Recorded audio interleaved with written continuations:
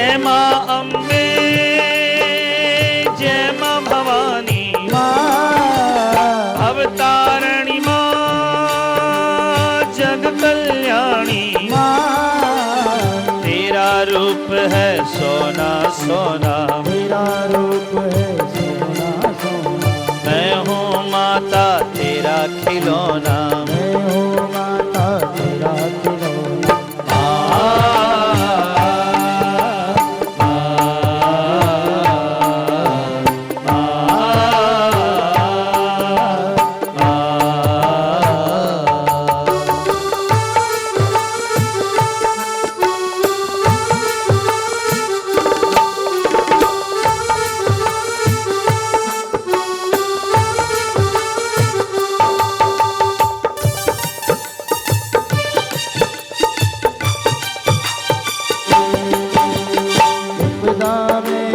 देव पुकारे तुमको तुमने हर कष्टों से उबारा विपदा में माँ देव पुकारे तुमको तुमने हर कष्टों से उबारा आंधी आए तूफान आए मुझको ना कोई गम सताए तेरा रूप है सोना सोना तेरा रूप है सोना सोना। मैं हूँ माता तेरा खिलौना मैं हूँ माता तेरा खिलौना।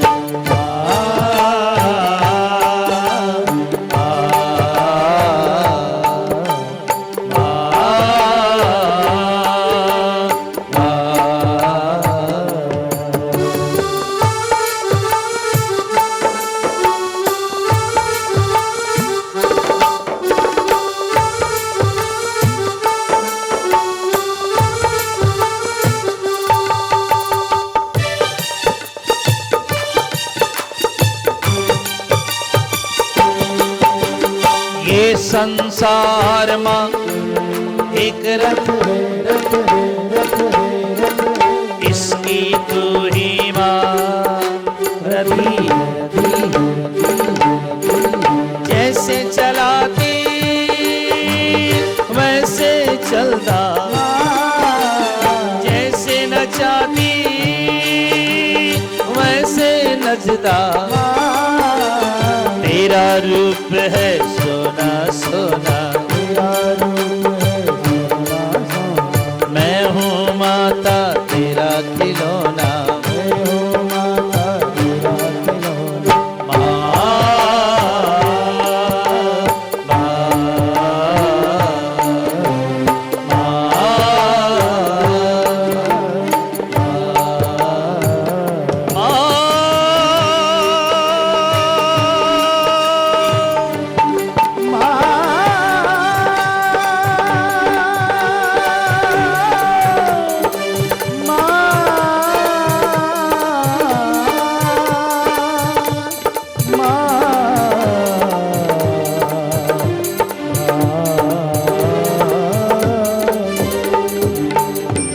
बोलिए अम्बे मैया की जय, जगदम्बे मैया की जय, देवी भागवत महापुराण की जय, व्यास नारायण भगवान की जय, श्री सुखदेव जी महाराज की जय, बाबुलनाथ भगवान की जय, महालक्ष्मी मैया की जय, उमा देवी की जय, जय मां अम्बे जय जगदम्बे। माई मेरे ऊंचे मंदिरा वाली माता तेरी सदाई जय जयकारा शेरा वाली दा बोले सांचे दरबार रूपम देहि जयम देहि यशो देहि जहि रूपम देहि जयम देहि यशो देहि दिशो जहि ईशो हाथ जोड़े सर्व चैतन्य रूपां सर्व चैतन्य रूपा तामादियां हृदयां च धीमहि बुद्धि ज्ञान प्रचोदयात्।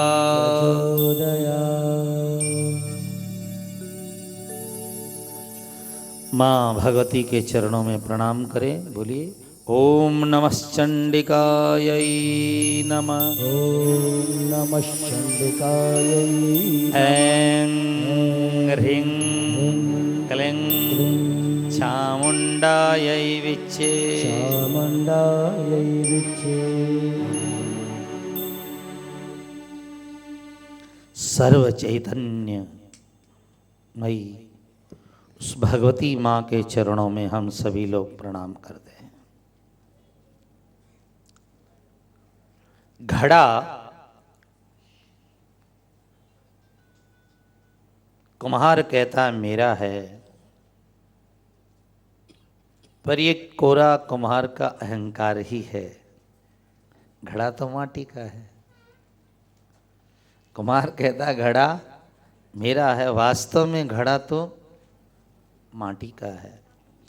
ऐसे मनुष्य कहता है शरीर मेरा है, परिवार मेरा है, घर मेरा है, वास्तव में बनाने वाले ईश्वर का ही है सब कुछ। केवल ये मिथ्या अभिमान होता है इसमें कि मेरा है मेरा है। घड़ा माटी का है साहब। ये शरीर में कहूँ मेरा है मेरा, वास्तव में पंच तत्व का है। पृथ्वी जल तेज वायु और आकाश से बना हुआ है। पर ये सब ज्ञान होने पर पता चलता है कि ईश्वर का है।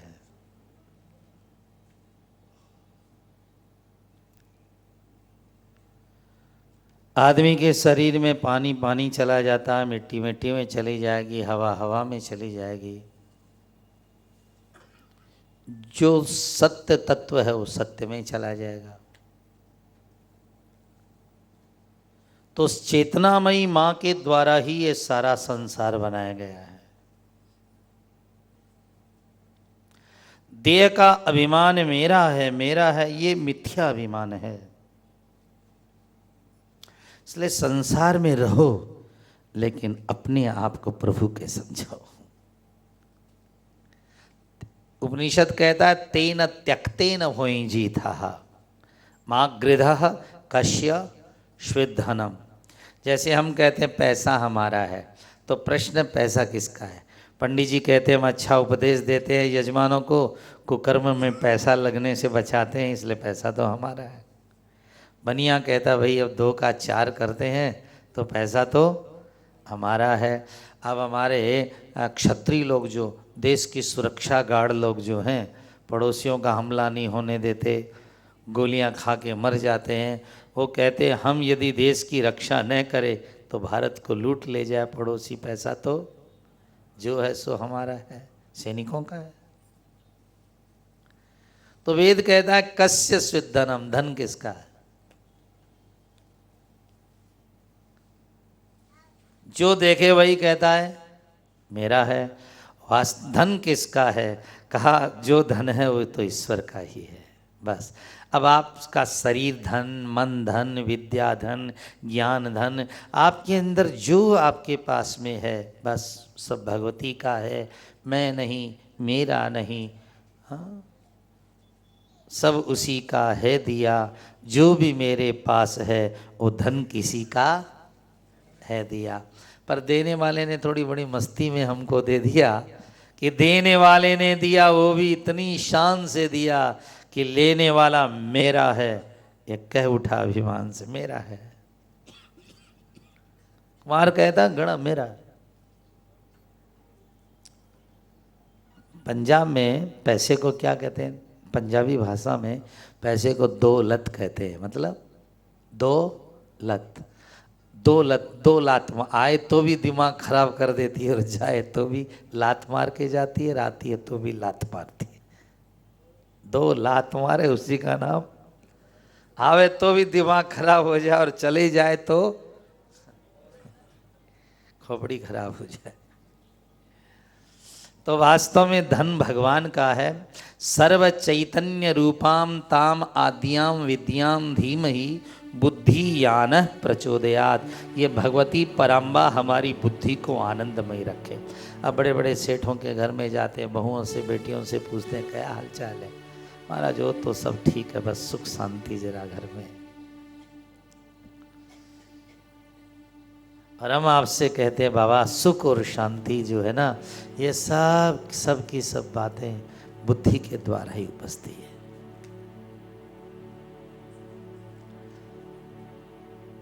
कल आपने कितनी सुंदर कथाएं सुनी कि माँ भगवती के शरीर से सरस्वती प्रकट हुई, उन्होंने ब्रह्मा जी को प्रदान की। लक्ष्मी प्रकट हुई, उन्होंने विष्णु जी को प्रदान की। काली प्रकट हुई, उन्होंने शंकर जी को प्रदान की। तो भगवती के लिए जो पहला श्लोक हम रोज बोलते हैं ना, ताम आद्याम विद्याम धीमहि बुद्धि यान है, तो सच पूछो तो जीवन में कदर बुद्धि की ही है। अब देखो, पहले अपने हम लोग पूजा कराने जाते थे सेठ जी लोगों के घर में, तो जो सिक्का होता था ना चांदी वाला, उस पर 3 फोटो होती थी, लक्ष्मी जी की, सरस्वती जी की और गणेश जी। पहले गणेश जी, फिर लक्ष्मी और फिर 3 फोटो होती थी। फिर सेठ जी लोगों ने एक को गायब कर दिया, सरस्वती गायब, अब खाली लक्ष्मी जी। और आज जैसी हालत है, लगता अब गणेश जी भी गायब होने वाला है सिक्के के ऊपर से। क्योंकि अब लोग कहते हैं बस पैसा ही पैसा, पैसा ही पैसा, पैसा ही, इसके सिवाय हमें कुछ चाहिए ही नहीं। सुबह पैसा, रात पैसा, रात दिन रात। हम संत महात्माओं में भी, हम लोगों में भी बस पैसा, धन धन धन धन। अरे ठीक है, बड़ा अच्छी बात है धन, धन के बिना कोई काम नहीं होता है साहब। माता निंदती, माँ भी इज्जत नहीं करती। ना भी नंदती पिता, पिता भी नंदन नहीं करता। भ्राता न संभाषते, भाई मुंह नहीं बोलता। ऐसे की बहुत कदर है। माता निंदति नाभिनंदति पिता, भ्राता न संभाषते है। और पैसा हो तो मात कहे मेरो पुत सपूत है, बहन कहे मेरो सुंदर भैया, चाहे वो काड़ा ही है। नारी कहे कुल को कुल दीपक, यो ही है घर में एक दियो। जीवन जान की लेहूं बलैया, गंग कहे सुन शाह अकबर, सबसे बड़ो जग में है रुपया। सबसे बड़ो जग में है रुपया। पर इसका मतलब ये नहीं रुपया बहुत बड़ा है। आप जरा बुद्धि से विचार करें, जूते बहुत कीमती हैं तो उसको सिर पर रखकर थोड़ी चलोगे, कहाँ पहने जाएंगे? अब बोले नहीं बहुत कीमती है, 25,000 की जोड़ी है, चलो सिर पर रख कर चल। अब बताओ ये कोई बात ठीक है कि पैसा ही बस, जूते बढ़िया हैं तो सिर पर रखो, पैसा ही बढ़ा है तो माँ को गाली देंगे, बाप को त्याग देंगे, पत्नी का त्याग कर देंगे, बच्चों को दुत्कार देंगे। क्या पैसा इसका मतलब है कि आप सबकी निंदा करेंगे? आप धन है आपके पास तो जरा बुद्धिमान बनिए आप। भगवती माँ से प्राय लोग मंदिरों में जाकर एक ही मांगते, माँ धन दे, दौलत दे, ऐस दे, लेकिन सच पूछो तो मांगने लायक दुनिया में एक ही चीज़ है, माँ हमें बुद्धि दे।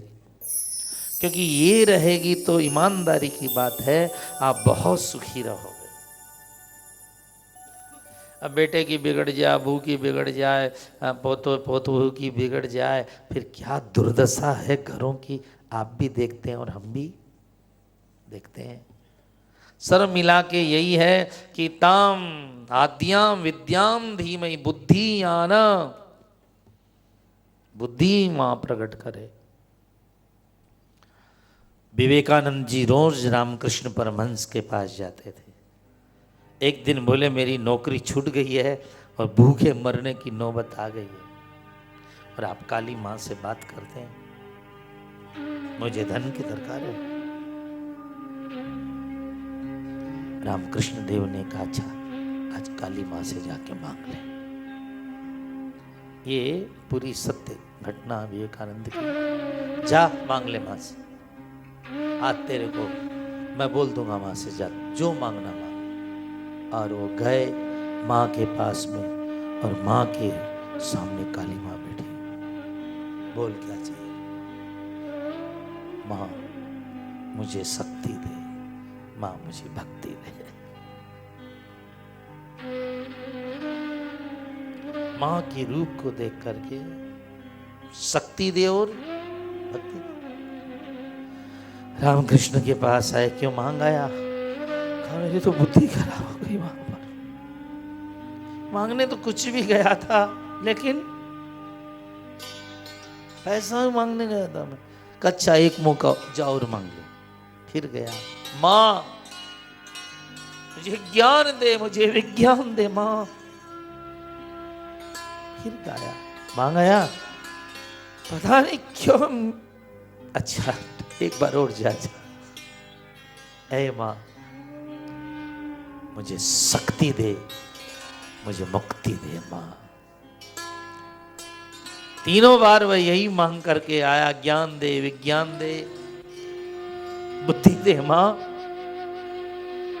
तीसरी बार जब आया था, रामकृष्ण ने सिर पर हाथ रखा, जा मां क्या कहेगी मैं कहता हूं, तेरे जीवन में आज के बाद कभी धन की कमी। देखो इच्छा की दो बातें। देखो आप यहाँ भगवान के भजन में आते हैं, कीर्तन में आते हैं, याद रखिएगा कीर्तन में, सत्संग में, भजन में आने वालों की आवश्यकता सब पूरी होती है, इच्छा का कोई ठेका नहीं है आप लोग। अब आप सोचे सारे हवाई जहाज हमारे नाम हो जाए। अच्छा आवश्यकता की पूरी कमी रही है क्या किसी भक्त के? बताओ आज तक। इच्छा छोड़ दीजिए, आपको इतना चाहिए, ये चाहिए, वो चाहिए, और जब आपके ब्याह है घर में, आपके काम, आप सत्संग करते हैं, भजन करते हैं, अपना समय ईश्वर को देते हैं, आपको जमाई चाहिए, आपको बेटा चाहिए। अब बताओ आवश्यकता कभी अधूरी छोड़ी है किसी की माँ ने? नहीं छोड़ी।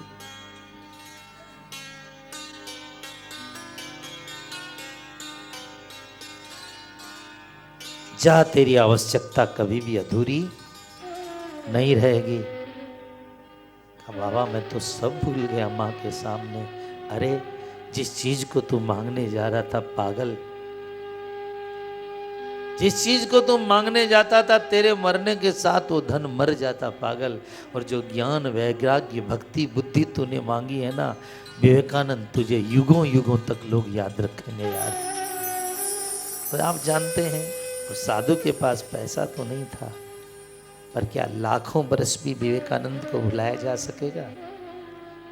इसलिए आप मंदिरों में जाओ, सत्संग मांगो, माँ से बुद्धि मांगो, माँ से भक्ति मांगो, माँ से शक्ति मांगो, और सच पूछो तो बस हो सके तो माँ से मिलन मांगो जाकर के।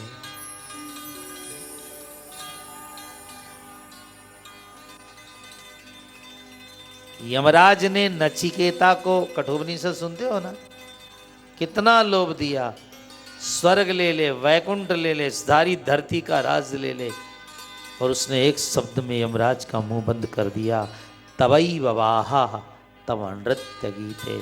हे यमराज, ये सोना चांदी धन दौलत देने की जो तू बात कर रहा है ना, ये तेरे हैं और आज तो मुझे दे देगा, पर मरने के बाद तेरे ही हो जाएंगे। ऐसी चीज़ लेकर क्या करूँगा जो तेरी है और तेरी हो जाए, ऐसी चीज़ लूँ जो मरने के बाद में भी मेरी रहे। कठोर उपनिषद पढ़ने लायक चीज़ें। अब टीवी से फुर्सत नहीं साहब हम लोग, उपनिषद पढ़ने लायक। लोग धन दौलत कमाने में इतने व्यस्त है महाराज, इतने इतने सीरियल सने में इतने बड़ा बना के हमारा कितना बेशकीमती समय खा रहे हैं, आपको समझ में नहीं आ रही है। क्रिकेट के नाम से बड़ा बढ़िया ही खेल होगा, पर कितना अरबों अरबों जमानों का समय खा गए। वो समय यदि हमारा शक्ति में लगता तो आज भारत दुनिया में कहाँ पहुंच जाता। लेकिन क्या करें, समझे कौन? हमने जापान में पूछा यहाँ भी हड़ताल होती है, उन्होंने कहा नहीं यहाँ हड़ताल होती है, और हड़ताल बंद नहीं होता है। हड़ताल के दिन हर आदमी काली पट्टी बांध के दूना काम करता है। क्या करता है? काली पट्टी बांध के हड़ताल को बता देंगे आज हड़ताल है, दूना काम होता है। राष्ट्र की उन्नति। तो आओ उस चेतनामयी मां से, उस आनंदमयी मां से शक्ति की है कामना करें हम लोग।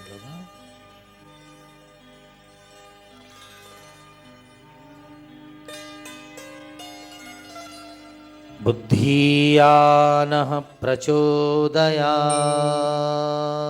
बुद्धियानः प्रचोदयात्, बुद्धियानः प्रचोदयात्। ओम।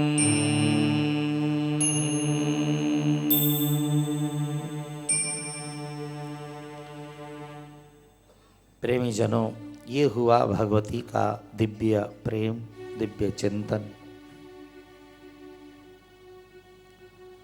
तो अब आओ हम लोग कथा स्वीकार करें, कथा को पाठ करें।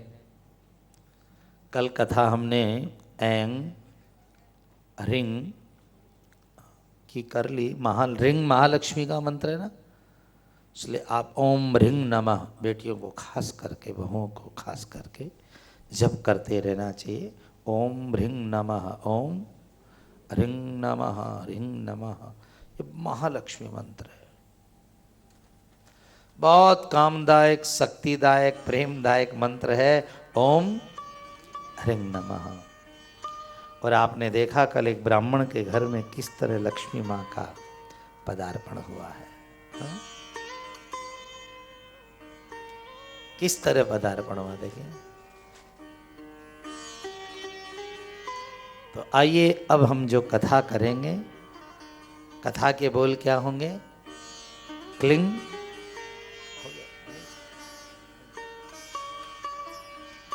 क्लिंग, ऐंग रिंग क्लिंग। क्लिंग ये काली का मंत्र है। श्रीमद् भागवत के आप लोग श्रोता हैं। भगवान श्री कृष्ण को रास करना है और रास में आधी रात में संपूर्ण गोपियों को बुलाना है। तो वंशी में कौन सा शब्द बोलेंगे? ठाकुर जी ने होठों पे बांसुरी लगाई और बांसुरी लगा करके ठाकुर जी ने जो शब्द बोला, जगऊ कलम्बाम दृशाम मनोहरम।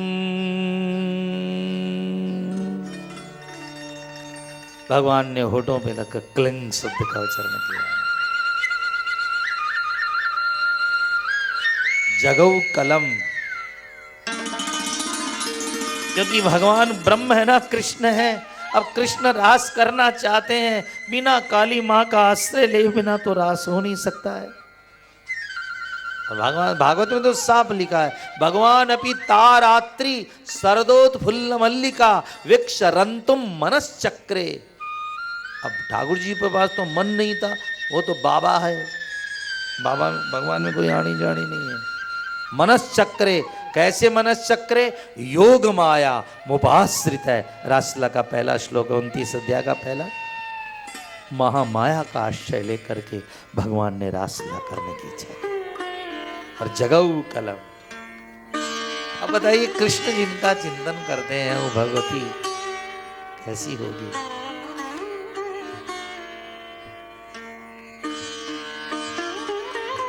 होठों में रखकर जब भगवान ने क्लंग शब्द का उच्चारण किया, गोपियां जैसी थी वैसी भगी।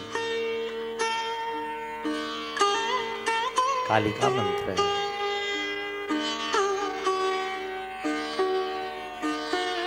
योगाय माया सा योग माया। योग के लिए भगवान ने माया का आसरा लिया। और मैं कह रहा हूं, ये भगवान जो है ना, कन्हैया जी, राम, ये सब बाबा जी लोग हैं, बाबा। आपने वो दोहा पाठ करती है ना, आप लोग पूजा करते हैं तो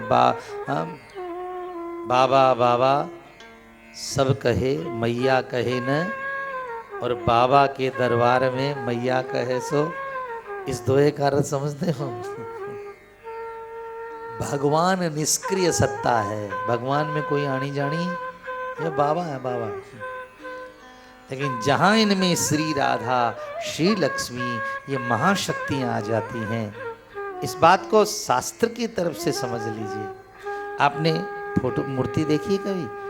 भगवान शंकर सोए पड़े हैं, उनकी छाती पर काली माँ खड़ी है। शिव जी सोए हुए हैं और काली माँ खड़ी है, जीभ निकाले हुए। क्या दर्शन है वो दर्शन दिया गया है कि जीव जो है, शिव जो है, इसमें जो ई अक्षर है ना, ये ईश्वरी है। ई है ना, ई। अच्छा, शिव में से ई निकाल दो तो क्या हो जाएगा? शव हो जाएगा।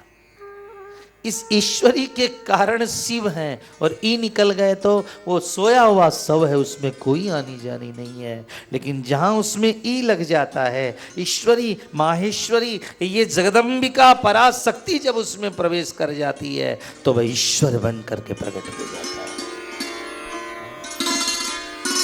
इसलिए तो बाबा हैं हमारे कन्हैया जी, राम जी।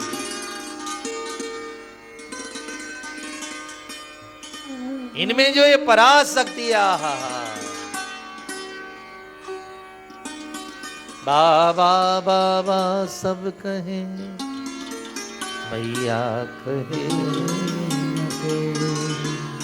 और बाबा के दरबार में मेरी मैया कहे। जिन घरों में मैया कहती है और बाबा लोग बने रहते हैं, उस घर में धन दौलत की कोई कमी भी नहीं रहती, याद रखिएगा। जिस घर में पुरुष अपनी चलाते हैं वो दरिद्री रहता है घर, 99% देख लेना। जहाँ बाबू लोग चलाए ऐसे घर वो गया घर, और जहाँ इस ईश्वरी की चलती है महाराज, वो घर धन दौलत से पूरे भरे रहते हैं। अब देख लेना, मेरा तो 1 लाख घरों का अनुभव है साहब, जिनमें इन ईश्वरी की चलती है महाराज, धनवान ही धन। अपने मारवाड़ी में तो, मैसरी में, अपने तो हिंदुओं में महाराज इसका चले तो मौज ही मौज। और जहाँ घरों में बाबा लोग चलाते हैं, हमें ये कर देंगे वो कर देंगे, उस घर बाबा रह जाता है। इसलिए धनवान बनना है तो इस लक्ष्मी माता को, इस सरस्वती माता का, इस देवी माता का सम्मान करो साहब।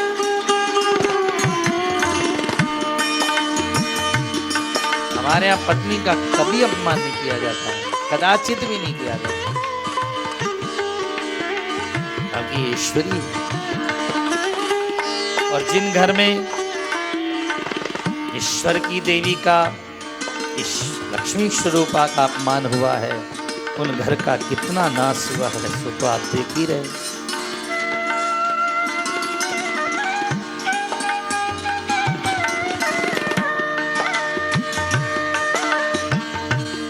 धर्म शास्त्र में भी लिखा गया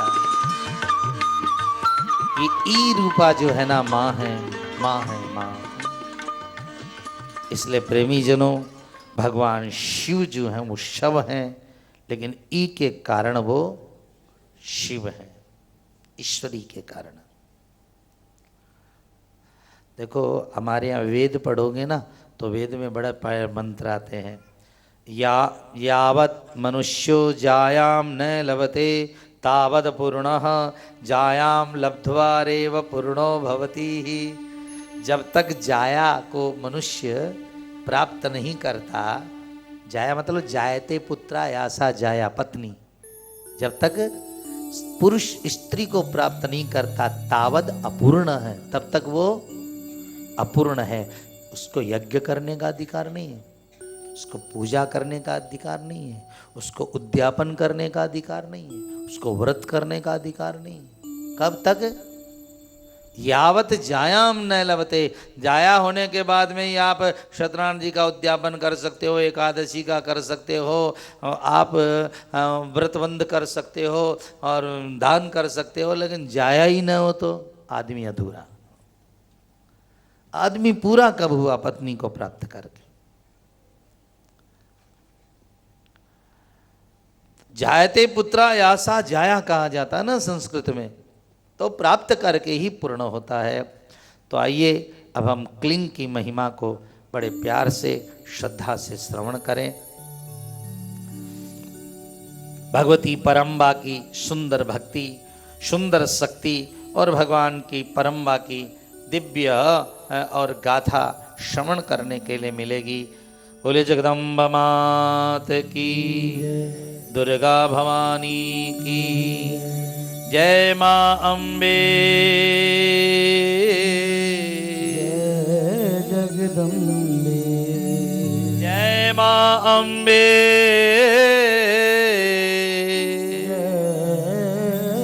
जगदम्बे जय माँ अम्बे।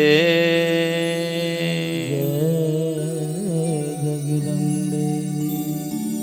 माँ के चरणों में प्रणाम करते हैं। आइए, पहले समय में एक ध्रुव संधि नाम के राजा थे। इन राजा का राज्य अयोध्या में था। महाराज ध्रुव संधि अपनी प्रजा को पुत्र की तरह पालना करते थे। प्रजा में और पुत्र में कभी भेद नहीं था महाराज को। बहुत ही बढ़िया राज्य चलाते थे ध्रुव संधि महाराज। देखो, आदमी विचारों से राजा होता है, वाणी से राजा होता है और अपने कर्मों से राजा होता है। अब तुम बहुत बड़े मकान में रहो, अभी 20-30 करोड़ के बंगले खरीद कर तुम्हारे पास अच्छी वाणी नहीं रहो तो तुम मकान में रह के भी भिखमंगे हो। जरा ध्यान देखिएगा। हमने देखा एक बहुत बड़े घर में लोग गाली गलौज से बात कर रहे थे। हमें समझ में आ गई, है तो मकान है धन का, लेकिन आदमी ढंग का नहीं है। वाणी से समझ में आ जाती है। आप किसी से बात कीजिए, समझ में आ जाती है। एक अंधा सूरदास, ध्यान दीजिएगा बात को। एक अंधा सूरदास जंगल में बैठा था, तो राजा, मंत्री और गुलाम, ये तीनों, राजा, मंत्री और गुलाम, ये तीनों ही गए थे शिकार खेलने और रास्ता भूल गए। राजा, मंत्री और गुलाम, नौकर, तीनों रास्ता भूल गए जंगल में। तो मिले सूरदास जी। सबसे पहले पहुंचा राजा। उसने कहा, हे प्रज्ञा चक्षु, आपने किसी को देखा? क्योंकि वो रास्ता भूल गए थे राजा, मंत्री और गुलाम। तो राजा ने कहा, हे प्रज्ञा चक्षु, आपने किसी को देखा? उसने कहा, नहीं राजन, मैंने किसी को नहीं देखा। वो सूरदास था जन्मांध। फिर दूसरा पहुंचा, उसने कहा, सूरदास जी, आपने किसी को देखा? उसने कहा, हाँ मंत्री जी, अभी भी राजा मुझसे पूछ के इधर ही गए हैं, बाईं तरफ। इतने में वो आया, है अंधे, तुमने किसी को देखा? उसने कहा, है गुलाम। राजा और मंत्री इधर से गए। तो जब तीनों मिला तो तीनों को शंका हुई कि क्या बोल रहा है। सूरदास जी को कैसे पता चला मैं राजा, ये मंत्री और ये गुलाम? आए तीनों, अरे महाराज बताओ तो। उन्होंने कहा, महाराज मैं जन्मांध हूँ, लेकिन जब आपने आकर के कहा, हे प्रज्ञा चक्षु, तो आपकी आवाज़ से लगा कि किसी गिरे और अनपढ़ और मूर्ख की आवाज़ नहीं, ये तो बादशाह की आवाज़ है। हे प्रज्ञा चक्षु, ज्ञान की नज़र। और ये दूसरा आया, थोड़ी हल्की भाषा बोला, सूरदास जी। मैंने समझ लिया उससे थोड़ी हल्की तो मंत्री हो सकता, पर ये आया तो बोला, अंधे। मैं सोच गया है गुल्ले। अब साहब, तुम कितने बड़े बंगले में रहते हो इसका हम महत्व नहीं मानते। तुम्हारे पास में वो जगन मोहिनी आवाज है कि नहीं? बोलो, तुम्हारे पास में वो जगत मोहिनी आवाज है कि नहीं? तुम मालिक नहीं हो। तुम हीरे पहन करके, हार पहन करके धनवान नहीं हो सकते हो साहब, लेकिन एक सुंदर वाणी धारण करके तुम करोड़ों के मालिक बन सकते हो साहब। इसलिए याद रखना, झोंपड़े वालों की जितनी कीमत रही, महल वालों की नहीं होगी, क्योंकि उनके पास एक सुंदर आवाज थी। अब परिवार में तुम वाणी के धनी बनो, अब तो नहीं। पहले तो कहा था जिसका एक जुबान, ऐसी कहावत थी पहले राजस्थान की, जिसकी एक जुबान वो एक बाप का, दो जुबान वो। ऐसा ऐसा कहते थे लोग।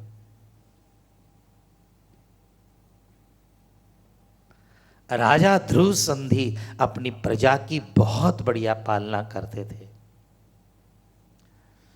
वाणी से भी राजा थे, कर्म से भी राजा थे, अपने दान और धर्म से भी राजा थे। किसी कंजूस के पास में भगवान बहुत सारा धन दे दे, अपार धन दे दे साहब,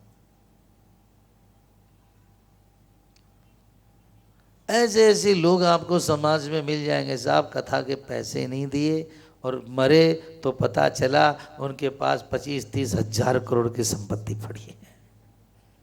हाँ, ऐसी हालत है।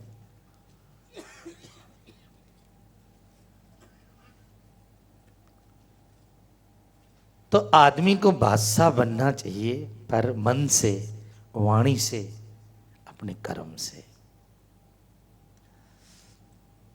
तो ध्रुव संधि महाराज अपनी प्रजा की बहुत पालना करते और सब तरह से कर्म धर्म से राजा थे। प्रजा की बहुत श्रेष्ठता से पालन करते। उनकी बड़ी रानी जो थी वो बंगाल की थी, उनका नाम था मनोरमा, और उनके एक पुत्र हुआ जिनका नाम था सुदर्शन।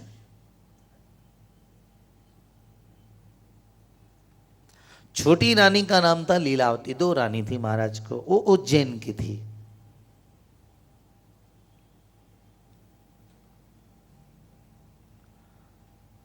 वो बहुत सुंदर थी, बहुत अच्छी थी। महाराज उज्जैन की रानी थी, राजा से ब्याही।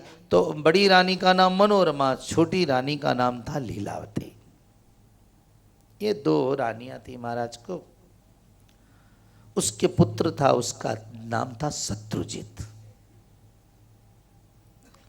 राजा अपनी प्रजा की बढ़िया पालना करता तो रानी और बच्चों की तो बढ़िया पालना करनी ही थी। बहुत बढ़िया से रहते थे। लेकिन देखो ये संसार है, ध्यान रखना, ये क्या है? संसार। थोड़े थोड़े आगे आ जा बेटी, थोड़े आगे आ जा, थोड़े थोड़े आगे जा, थोड़े थोड़े आगे जा। बस बार बार नहीं बोलना। और वो आगे कोई नहीं बैठेगा फिर आके, बस आ जाओ आ जाओ, एक बार ही हाल जाओ बस।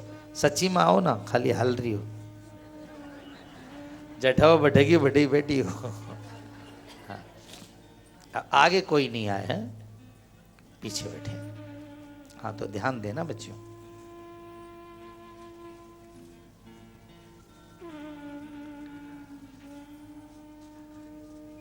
समय जो होता है वो बहुत बुरा और भला आता है। अरे भैया आप तो जानते हो, गाड़ी का चक्का ऊपर नीचे नहीं हो तो आगे गाड़ी बढ़ेगी नहीं।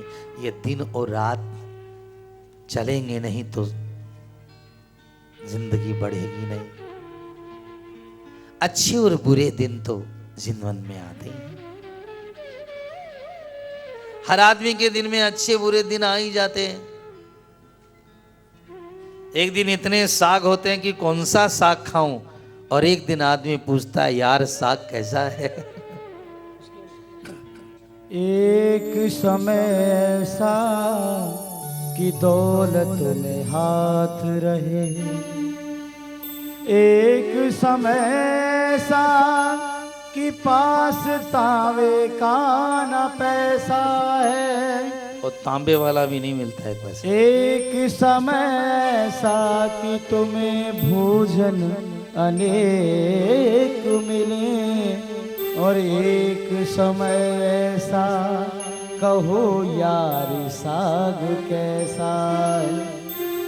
एक समय गिलम और गलीचा दुसारा 10, और एक समय ऐसा कि पास टूटा सा नमाचा है। या ही सोरम ताराम भजो भैया राधे श्याम। आज दिन ऐसा और कल दिन कैसा है, आज दिन ऐसा जाने कल दिन कैसा है। या समय ऐसा ही है, इतना बढ़िया राजा, इतनी बढ़िया प्रजा, पर काल बलि का लगा तमाचा, सारी बातें धरी रही। एक समय हरियाधिराज मथुरा में जन्म लियो, और एक समय कंस को पछार्यो एक दिन भगवान को जेल में लेना जन्म पड़ा जब दिनमान खराब थे। दिनमान अच्छा है तो उसी कृष्ण ने कंस को मार दिया। एक समय रावण की हाजिर तिहु लोक रहे, और एक समय 10 शीश कटे पड़े रण में। एक दिन रावण के अधीन तीनों लोग थे, एक दिन उसके 10 सिर कटे पड़े थे। एक समय अर्जुन की महाभारत में जीत हुई, और एक समय भीलन ने लूट लियो वन में। विक्रम विचार देखो, या मनुष्य की कहा चले, सूरज की 3 दशा होती एक दिन में। ये सूरज कितने प्रतापी हैं, लेकिन इनकी भी 3 दशा बिगड़ती है दिन में। सुबह क्या था, दोपहर में क्या था, और शाम को बेचारा डूब गया। तो सूरज जैसे महान को ही नहीं कोई समय में बांध सका। इसका मतलब डरने की बात नहीं है, इसका मतलब है सुख में उतने खुश मत हो कि दुख तुम्हें दर्द दे करके जाए। बस सुख और दुख में, दोनों में ही भजन करने की, प्रभु की साधना करने की इच्छा रखो। महाराज ध्रुव संधि एक बार अपने मंत्री और संतरियों के साथ में शिकार खेलने के लिए जंगल के अंदर चले गए, और वहां उन्होंने एक सिंह को मार डाला जो शिकार में। और जो सिंहनी थी वो भयंकर खूंखार हो गई। राजा ने उसे खोजा लेकिन वो तो मिली नहीं, पर वो घात लगा के बैठी थी, कब मौका मिले। क्योंकि वैर और प्रेम तो सभी में होता है। मौका लगा, ध्रुव संधि घोड़े पे अकेले थोड़ी सी दूर निकले, मंत्री संतरी पीछे थे। सिंहनी ने धावा बोल दिया और महाराज घोड़े से गिर पड़े और उनको उसने मार डाला। इतना बड़ा अयोध्या का राज्य, इतना सब कुछ, और वो मिट्टी में मिल गए।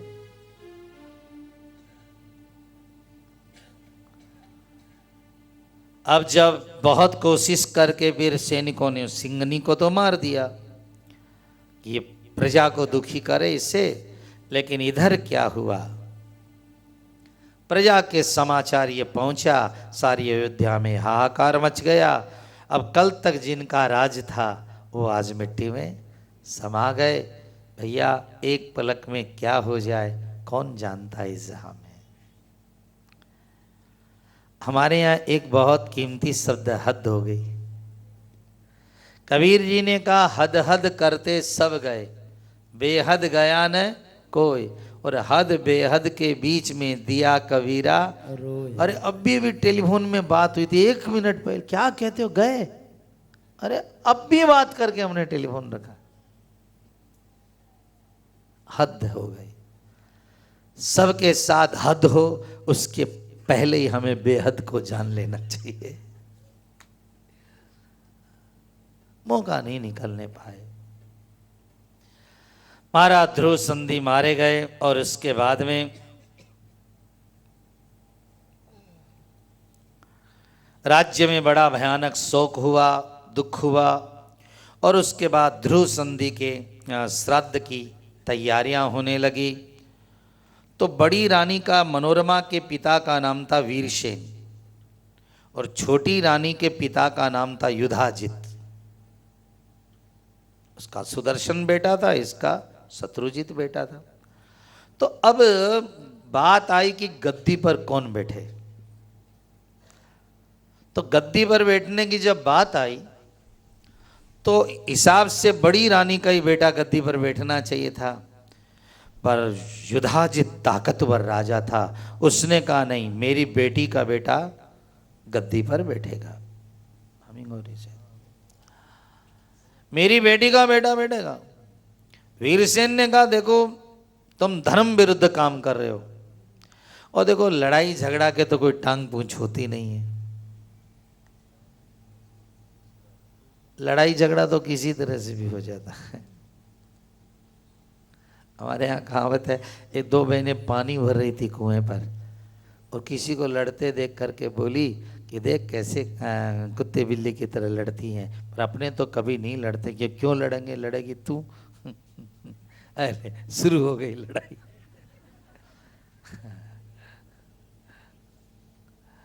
कहा देख क्या लड़ रहे कुत्ते बिल्ले की तरह, अपने तो नहीं लड़ते ऐसे।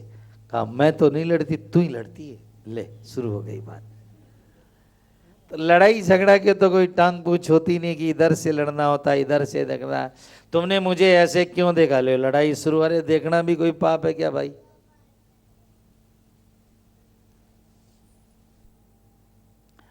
वीरसेन में और युधाजित के अंदर जाकर के भयानक युद्ध हुआ। अंत में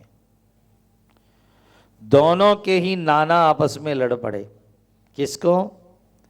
दोहित्र को गद्दी पर बिठाने के लिए। घमासान युद्ध हुआ, और युद्ध में अंत में युधाजित ने वीरसेन को मार डाला।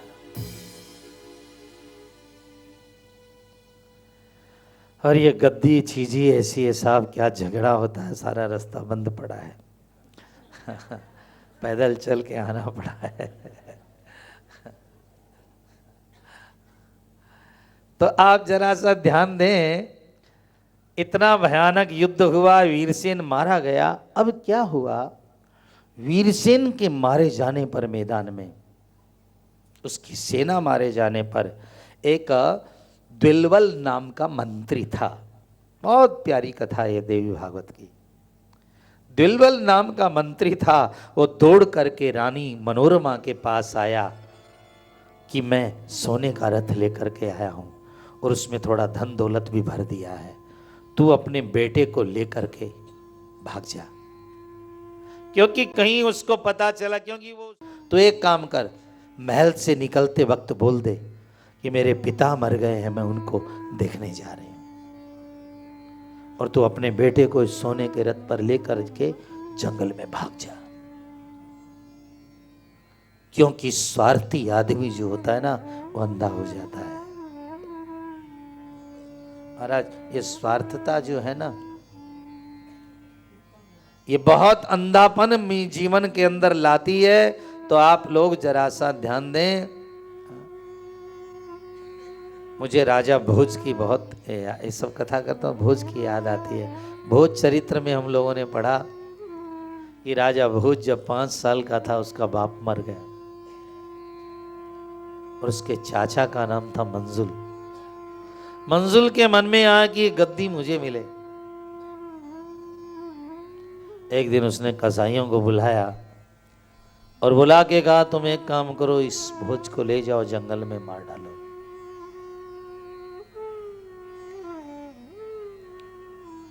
लेकिन हाँ, इसकी आंख जरूर ले आना। कसाई ले गए उसको जंगल में मारने के लिए, मुंह मांगा इनाम देंगे तुमको, किसी से कहना नहीं है बात। बच्चे भोज को ले गए, लेकिन जब मारने लगे ना, उसकी आंख निकल, तो उनके मन में दया आ गई।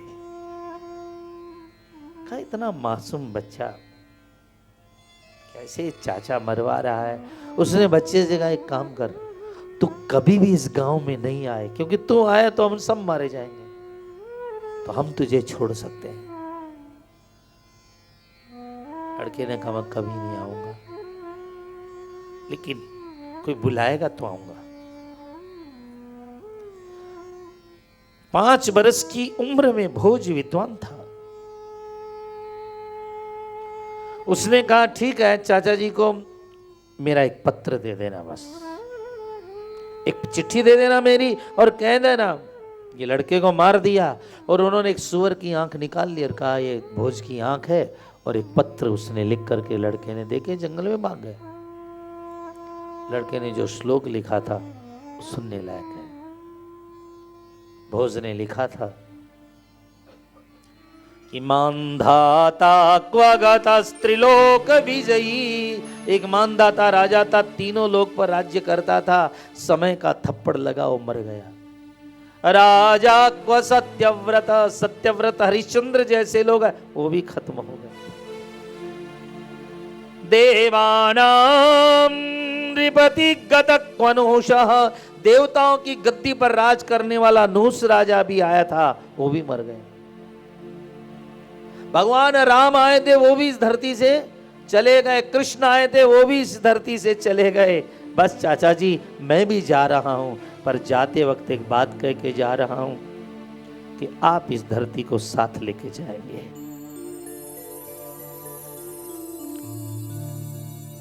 आज कितना जहर दे दिया जाता है रोटियों में, आज किसी का खून कर दिया जाता है, किसी को मार दे, ऐसा लगता है कि हम इसको लेके ही जाएंगे धरती को।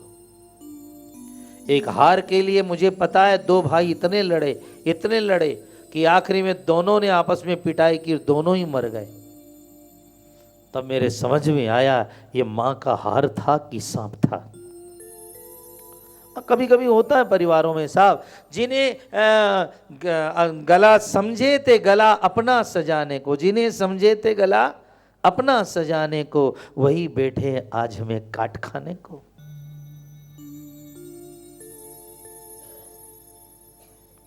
और राजा मंजुल ने जब ये सुना, सिर पटक पटक कर इतना रोया, बेहोश हो गया, पागल हो गया, एक श्लोक के कारण कि नहीं मैं तो धरती नहीं ले जाऊंगा, पागल हो गया। अंत में जब उसकी मरने की नौबत आई, तब कसाईयों ने कहा तुम इनाम दो तो हम वापस ला दें।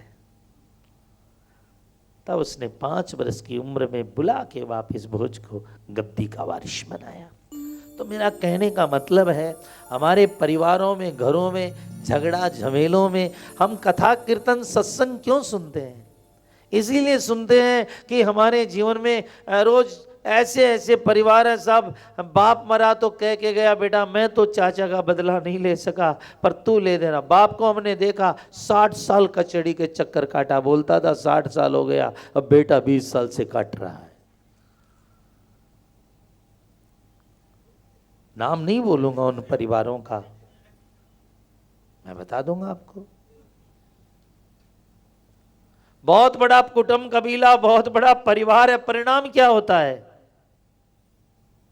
आपने बोले बहुत बड़ो है कुटुंब कबीलो, बहुत बड़ो परिवार है, वो जाते रोज कचहरी जी आपस की तकरार है, जाते रोज कचहरी ये आपस की तकरार है। और यहाँ के एक सेठ, बंबई के सेठ ने कहा महाराज जी हमारा सबसे बड़ा व्यापार है बंबई में, लेकिन आज तक कचहरी का मुंह नहीं देखा। वो सेठ भी हमारी नजर में कभी नहीं गए। हमने कहा क्यों?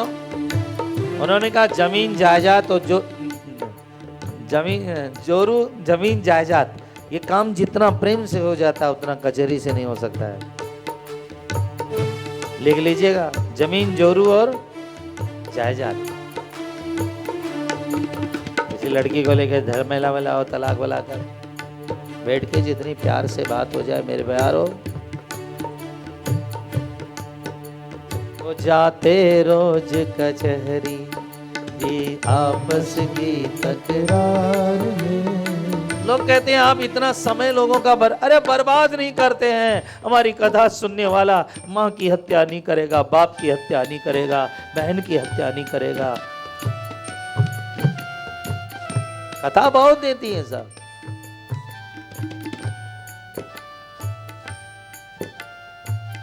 हाँ, तो दिलबल ने कहा महारानी से, गे महारानी रथ पर बैठ और पिताजी को देखने के बहाने जंगल में भाग जा, नहीं तो तेरे बच्चे को ये मार डालेगा। और महारानी को दिलबल ने रथ में बैठाया और उसमें बहुत सोना धन रखवा दिया, और रखवा कर ये एक अच्छे मंत्री का काम था। मंत्री था साहब, दिलबल नाम था उसका। धन्य है राजाओं के दरबारों में, सेठों के घरों में करने वाले ईमानदार मुनीम और ईमानदार मंत्री, जिन्होंने सेठों के मरने के बाद और राजाओं के मरने के बाद उनके पुत्रों को उनका पूरा धन संभाल करके अपनी नौकरी करते रहे। हाँ, ऐसे है। ऐसे नौकरी बहुत कठिन होती है। 9 काम करे, 1 न करे तो सारा गड़बड़। नाम ही है नौकरी और नाम भी है मुनीम। हाँ, मुंह में नीम रखना पड़ता है साहब। शब्द ही ऐसे बनाए गए साहब, शब्द ही ऐसे बनाए, मुंह नीम, नीम रख मुंह में। तो प्रेमियों, बहुत सोचने की बात है। आखिरी में रानी जो मनोरमा थी वो जंगल में भाग गई। अब अच्छे दिन भी आते हैं जिंदगी में, बुरे भी दिन। और वह युधाजित आया और आकर के सारा महल खोजा। पता चला रानी अपने पिता को मरे हुए को देखने गई है। बस वो बेटा था कि उस लड़के को मार देंगे तो मेरा दोहित्र सदा के लिए गद्दी पर बैठ जाएगा। ये सोच करके वो बैठा रहा और रानी आई नहीं, क्योंकि रानी को तो मंत्री जी ने, और रानी जंगल में गई तो खराब दिन आते हैं तो ऐसे ही आते हैं। जंगल में निषादों ने रानी और राजकुमार को सोने के रथ पर देखा तो उसका उस सोने का कीमती रथ छीन लिया और सारा पैसा, पर मां के साथ में बच्चे थे तो इसलिए उसको जिंदा छोड़ दिया, लूट लिया। राजा ध्रुव संधि की आप कथा सुन रहे हैं। राजा था, 2 रानियां थी। दोनों के राजा के मरने के बाद दोनों के पिता लड़े और एक के पिता मर गए और वो रानी अपने बच्चे को लेकर जंगल में भाग गए। अब भागते भागते कांटे, नदियां, बहुत तकलीफ पाई हो। अंत में दौड़ते दौड़ते वो भरद्वाज ऋषि के आश्रम में आ गए। भरद्वाज मुनि बसहि प्रयागा। माँ को बेटे के साथ में आते देखा। महर्षि ने कहा, बेटी क्या बात है? उसने अपनी सारी कथा बताई। मेरे पति की युद्ध में मृत्यु हो गई है। छोटी रानी का पिता अपने बेटे को गद्दी पर बिठाने के लिए मेरी पीछे पड़ा हुआ है। मेरा रथ लूट लिया गया, मेरा पैसा धन दौलत लूट लिया गया है। हे ऋषि, अब तो आप ही सारा हो। ऋषि ने कहा, बेटी ये ऋषि का आश्रम है और यहां मैं तेरा पिता हूं और तू मेरी पुत्री है, निवास कर। आश्रय दिया साहब। कोटि विप्र बद लागई ताहु, आए शरण तजई नहीं ताहु। करोड़ों को मारने का पाप लगता है जो शरणागत का त्याग कर देता है। पर पिताजी मेरे पीछे तो बहुत बड़ा। अरे बेटी चिंता मत कर, हम ऋषि लोग हरि का भजन करते हैं, हमारे पर जगदम्बिका भवानी माँ है, चिंता मत कर, उनकी शरण में रहते हैं बेटी। और इधर वो राजा को पता चल गया, रानी की खोज खबर की तो पता चला भरद्वाज जी के आश्रम, और उसने हजारों हजारों सैनिक लेकर के भरद्वाज ऋषि का आश्रम घेर लिया। संदेशा भिजाया कि रानी और राजकुमार को बाहर निकाल दो, नहीं तो आपका आश्रम जला देंगे, खत्म कर देंगे, नष्ट कर देंगे। रानी बहुत घबरा गई, ऋषि के चरणों में पड़ी, मेरे कारण आपका आश्रम जलेगा। अरे बेटे चिंता मत कर, हमारे सिर पर जगदम्बा भवानी माँ है, कोई बात नहीं। ऋषि ने उसी समय में संदेशा भेजा या युधाजित को, सुन, लिखकर भेजा कि जाकर शिष्य जगह कह दो कि जब चाहो युद्ध के लिए हम तैयार हैं तुमसे, हमारा एक शाप ही तुम्हारे पूरे वंश को खत्म करने के लिए बहुत है। महाराज ने संदेशा भेजाया। अब इधर उसके मंत्री ने समझाया कि ये पंडित हैं, महात्मा हैं, जंगल में तप करने वाले हैं, इनके हाथ में अस्त्र तो नहीं होता है पर इनके हाथ में सत्य का हथियार होता है। याद रखिए, तुम्हारे पास अस्त्र नहीं है, शस्त्र नहीं है, कवच नहीं है, पर सत्य का साथ है तो तुम्हें संसार में कोई भी परास्त नहीं कर सकता है। और सत्य वाले कभी परास्त हुए भी नहीं है मेरे प्रियजनों। सच्चाई से, ईमानदारी से, प्राय हम जाते हैं तो खोटे खोटे काम करके पैसे कमाते हैं। उन पैसों से इतनी चिंता, इतना कष्ट और इतनी बेचैनी आ जाती है। और वही काम चाहे 2 पैसा कम आता, सत्यता से हम चले तो चाहे भले ही कमाया पर रोग कमाएंगे, बीमारियां कमाएंगी, टेंशन हमारे कम आएगा। पर आदमी का सोच है यार इसके इतना हुआ तो अपने तो इतना होना ही चाहिए ना। आज का आदमी सोचता ईमानदारी मूर्खों का काम है। ईमानदारी को दुनिया में जगह नहीं होगी पर ईश्वर के घर में ईमानदारी को सबसे ज्यादा जगह है। आज भी जगह है। उसके द्वार में तुम्हें रोग कम देगा, तुम्हें बीमारियां कम देगा, तुम्हारा दिमाग खराब कम होगा। ये तो सब यही खाते हैं उसके बनाए गए।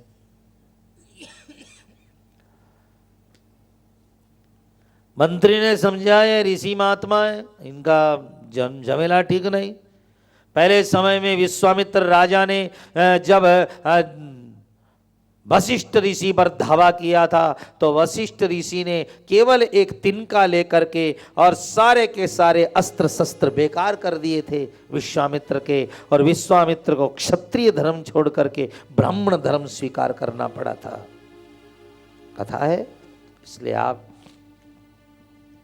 इनसे झमेला न ले तो ही बढ़िया। अब महाराज ऐसी ऐसी बातें कही तो युधाजित डर गया और अपनी सारी सेना लेकर के वापस चला गया। कोई बात नहीं, कभी न कभी तो बाहर निकलेगा, आज नहीं तो कल। अब वो अपनी माँ के साथ में बच्चा भरद्वाज ऋषि के आश्रम में रहता। और आप जानते हैं साहब, आश्रम कितने बड़े और कितने महान होते हैं। वहां का सत्संग, वहां का वातावरण, वहां का भजन, वहां का कीर्तन, बच्चा देखता था कीर्तन भजन सत्संग सब होता था। लेकिन एक दिन भगवती माँ का एक विचित्र चमत्कार हो गया लड़के के ऊपर। अब जब देने वाली देती है तो ऐसी देती है। चमत्कार क्या हुआ, एक दिन वो दिलविल नाम का जो मंत्री था वो रानी से मिलने आया। जब दिलवल आया तो आकर के उसने रानी से मिला किया। उसी समय सुदर्शन राजकुमार आ गया। हाँ, वो दिखा रहा था कि मैं बहुत ताकत वाला हूं। तो उसके मुंह से निकला तू तो क्लीव है। क्लीव मानी कमजोर है। क्लैब्यमाश्मगम पार्थ, गीता में भगवान ने कहा अर्जुन कमजोरी मतला, क्लीवता मतला। अरे तेरे में ही जोर होता, ताकत होता तो आज पिता का राज्य क्यों तेरे हाथ से निकलता। क्लीव। अब ये लड़कों को, बच्चों को तो आप लोग जानते ही हैं, कोई एक शब्द किसी का पकड़ लेते हैं तो फिर बस। उसने जब क्लीव सुना तो इसको यह बड़ा अचरज भरा शब्द लगा। बस वो भी क्लीव क्लीव क्लीव क्लेव क्लेव क्लेव करने लगा। मंत्री को छेड़ते हुए कह दिया उसने। अब वो बस बच्चों के साथ खेलता तो भी क्लीव क्लीव क्लीव क्लीव करता था और बच्चों के साथ आश्रम में खेलता था। अब उसको वो एक शब्द मिला क्लीव क्लीव क्लीव।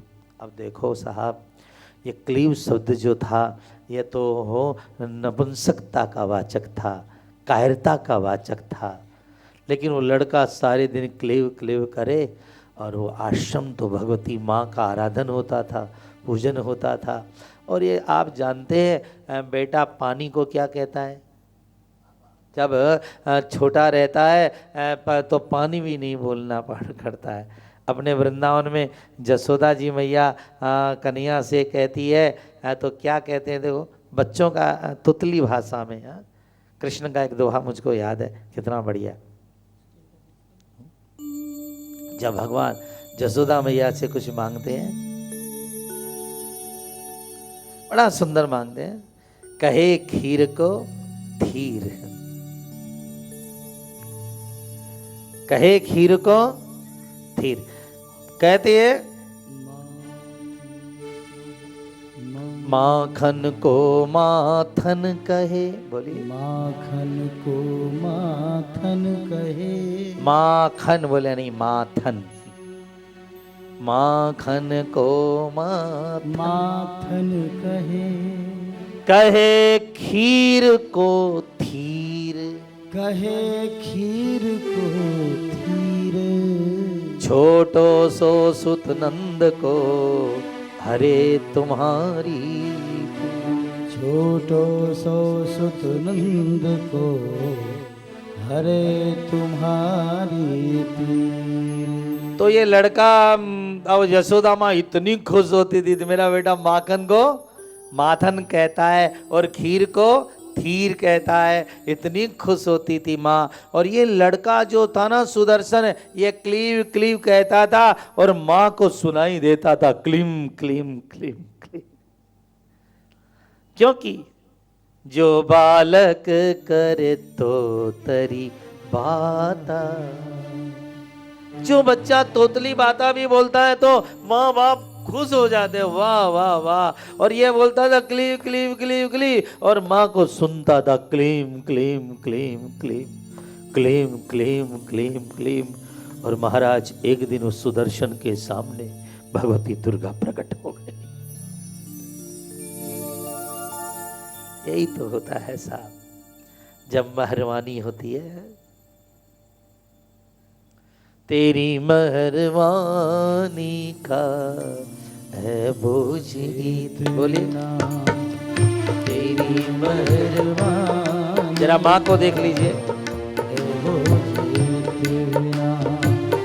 जिसे मैं उठाने के काबिल नहीं हूँ, जिसे मैं उठाने के काबिल नहीं हूँ, आ तो गया हूँ मगर जानता हूँ, तेरे दर पे आने के काबिल नहीं हूँ, तेरी मेहरबानी का है वो जितना।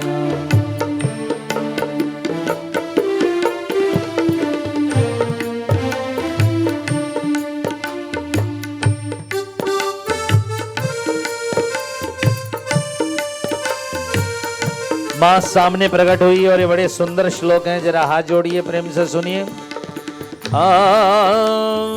रक्तांबरम रक्तवर्णम रक्त सर्वांग भूषणम गरुड़े वाहिने संस्था वैष्णवी शक्ति मदभूता। वैष्णव माता का दर्शन हुआ। दृष्ट्वा प्रसन्न वदनः स बभूव नृपात्मजा। माँ को देख करके वो लड़का प्रसन्न हो गया। माँ वने तस्मिन् सित शोथ सर्व विद्यार्थ तत्त्ववी, सर्व विद्यार्थ तत्त्ववी। माँ आप मेरे सामने, अरे बेटा तू तोतला बोलता है ना, क्लीम क्लीम, हाँ मुझको बड़ा अच्छा लगता है रे। कितने दिनों से, और वो लड़का कोई भी एक शब्द बच्चा पकड़ ले तो देखो दिन भर वही बोलता रहता है। तो बहुत अच्छा लगता है मेरे को, इसलिए मैं तेरे सामने प्रकट हुई हूं। माँ अरे तू चक्रवर्ती सम्राट बनेगा रे। मैं बोला माँ मैं तो अपनी माँ के साथ बड़े दुख के दिन काट रहा हूं, बहुत तकलीफ में हूं। ऋषि के आश्रम का प्रसाद खा करके मैं बड़ा हो रहा हूं। अरे चिंता मत कर, तेरे क्लिंग क्लिंग जपने से मैं इतनी खुश हुई बेटा, इतनी खुश हूं कि जा ये धनुष ले मेरा। माँ ने धनुष दिया। सरासनम च संप्राप्तम विशिखाश्च शिलायुता। और ये बाण ले, तूणीरं कवचं तस्मै दत्तम चंबिकया मने। अम्मे ने तुणीर दिया, बाण दिए, काले इसे धारण कर, तुझे संसार में कोई नहीं जीत पाएगा।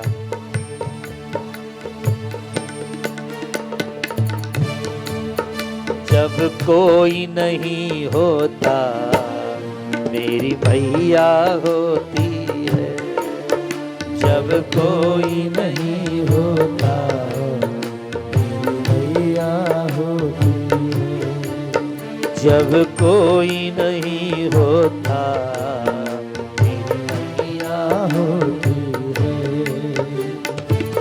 मैया के चरणों में जब, मैया के चरणों में जब बुद्धि होती है, जब कोई नहीं होता मेरी मैया होती है। ले ये बाण ले, ये धनुष ले, और सुन। एकस्मिन् समये पुत्री काशीराजस्य सुप्रिया नाम्ना शशिकला दिव्या सर्वलक्षण संयुता। और सुन, एक दिन काशीराज की लड़की शशिकला का तेरे पास बुलावा आएगा, तू चले जाना, उसके साथ तेरा विवाह होगा। माँ ने पूरी जन्मपत्री बता दी छोकरे को।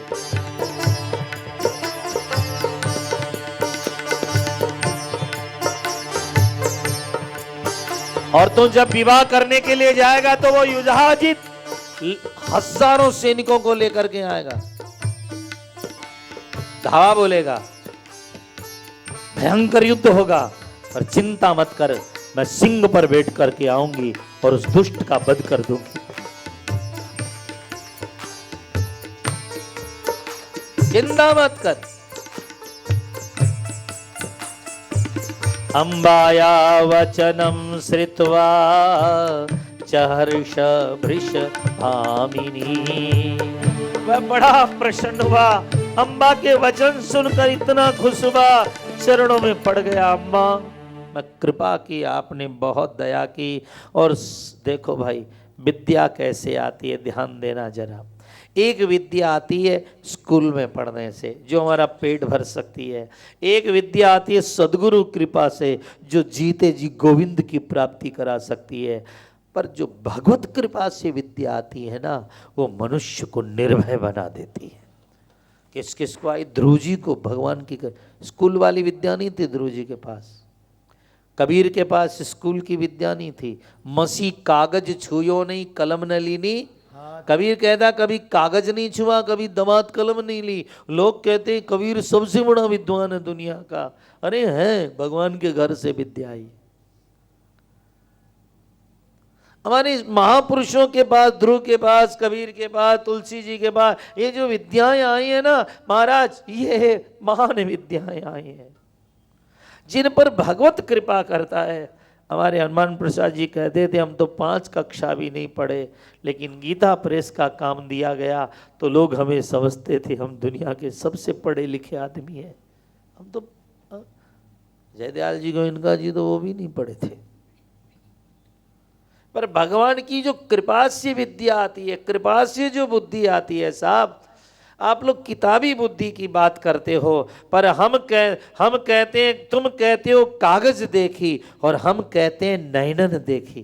कबीर कहता है तुम पढ़ते हो, कहते हो पंडितों, लेकिन हम जो देखते हैं प्रभु की लीला वो कहते हैं। तो उस लड़के को ऐसी विद्या प्राप्त हुई, ऐसी विद्या प्राप्त हुई, जा तेरा कल्याण हो। लड़का जो था ये बड़ा ही प्रसन्न हुआ, मां के चरणों में प्रणाम किया उसने। चरणा का मैया थारे बण के पुजारी, चरणा का मैया थारे बण के पुजारी, चरणा का मैया थारा बण के पूजा। बोलिए, चरणा का मैया थारा बन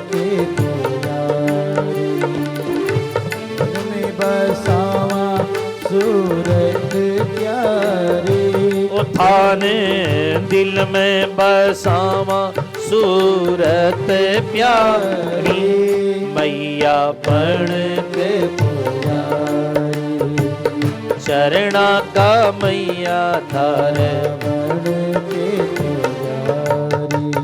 लाल लाल चूनड़ माँ की चुड़लो लाल लाल है लाल लाल चूनड़ माँ की चुड़लो लाल लाल है रोड़ी मेहंदी लाल लाल सोवे रंग लाल है रोड़ी मेहंदी लाल लाल सोवे रंग लाल है ओ लाल लाल रूप थारो मन मोहे ओ मैया मन मोहे ओ मैया बन के पूजा चरणा का मैया थारे बन बोलो भाई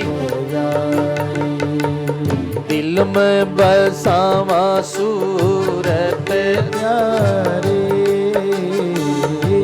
दिल में बसा सूरत प्यारे ओ मैया बन के पुजारी चरणा का मैया थारा बन के पुजारी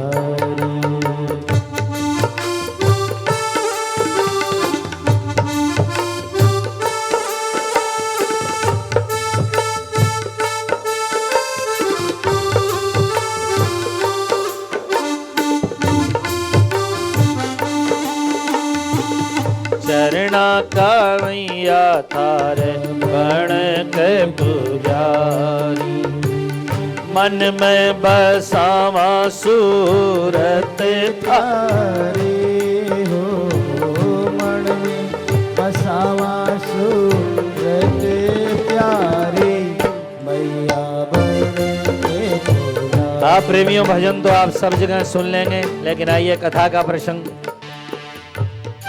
लड़के को माँ ने दर्शन दिया और लड़का अपनी माँ से बोला जाके माँ आज तो परम भगवती माँ ने मुझे दर्शन दिया।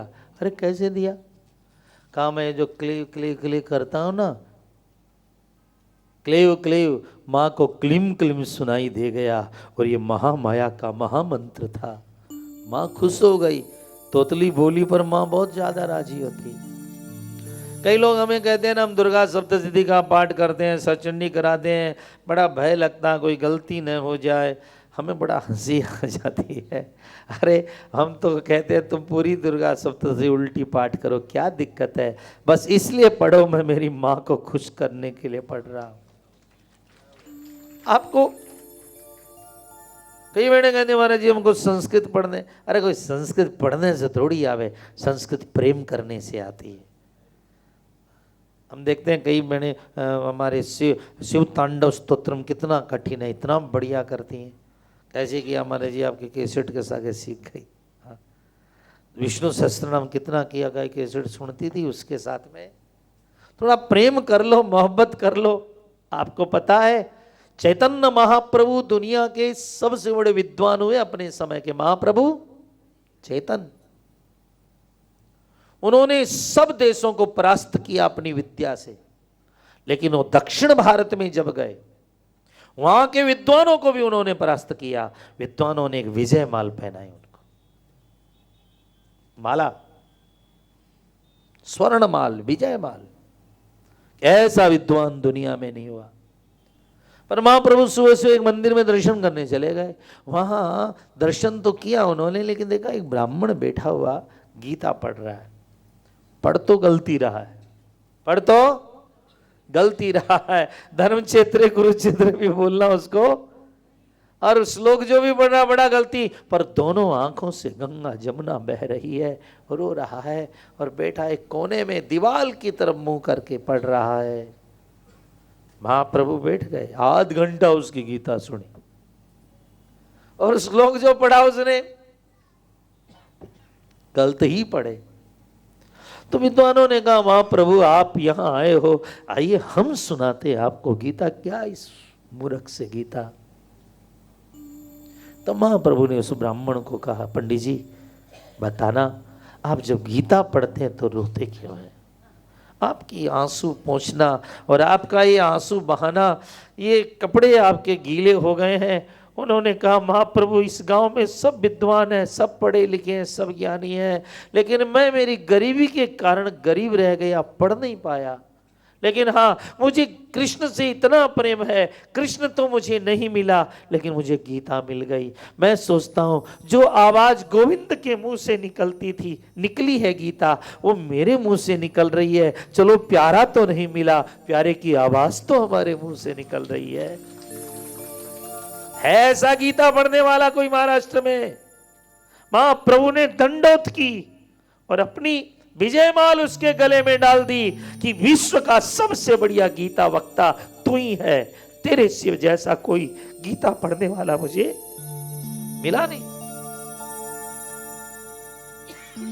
आज मैं तो आपको बार बार कहता हूं, अर्जुन का सौभाग्य नहीं था, स्वाद था पर सौभाग्य नहीं था। उसने एक बार गीता पढ़ी, कितनी बार पढ़ी? एक बार गीता प्रभु से सुनी। पर हमारा सौभाग्य है रोज गीता का पाठ करते हैं, भगवान की आवाज हमारे मुंह से निकलती है। किसी गाना, कोई गाना आपके मुंह से निकले, कोई कहे कौन से पिक्चर का है, बड़ा बढ़िया गाना का, पुराना गाना ये है। अब तुम किसी नेता, किसी अभिनेता का राग बोल रहे हो, किसी गायक का आवाज बोल रहे हो, अरे होश में आ जाओ। गीता कैसे भी पढ़ी हो, रोज 2 4 5 लोग ये सोचकर पढ़ो, मेरे गोविंद तो मुझे बांके बिहारी तो नहीं मिले, पर बांके बिहारी के मुंह से निकली हुई आवाज मेरे साथ में। बहुत बड़ा सौभाग्य होगा हमारा। गीता क्या है भाई?